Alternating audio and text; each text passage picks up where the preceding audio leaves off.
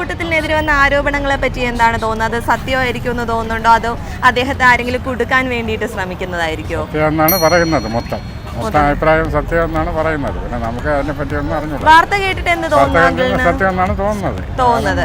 അങ്ങനെയുള്ള ഒരു വ്യക്തി MLA സ്ഥാനത്ത് നിൽക്കാൻ യോഗ്യനാണെന്ന് കരുതുന്നുണ്ടോ? അല്ല. പാലക്കാടിനെ പറ്റി ഒരു തെറ്റാണ് രാഹുൽ മാങ്കൂട്ടത്തിൽ എന്ന് തോന്നുന്നുണ്ടോ? തോന്നുന്നുണ്ട്. എന്താണെങ്കിലും അങ്ങനെ തോന്നാനുള്ളൊരു കാര്യം വെള്ളം കുടിക്കട്ടല്ലേ, അത്രയേ ഉള്ളൂ. സാധാരണ രാഷ്ട്രീയ വിഷയങ്ങളിൽ ഇതൊരു പൊളിറ്റിക്കൽ ഇഷ്യൂ ആണ്.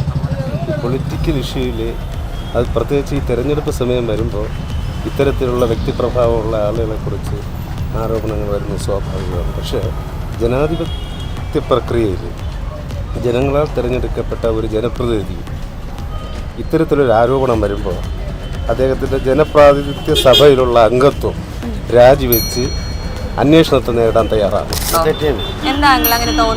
കോഴി കേസാണ്. ഈ MLA ഇവിടുത്തെ MLA സ്ഥാപിത ഓർമ്മ നല്ല കാര്യമാണ്. ഈ MLA കോഴി കേസാണ്.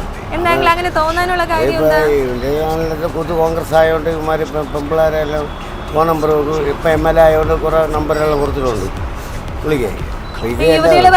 സത്യം തന്നെ. ഇത് സത്യം തന്നെ.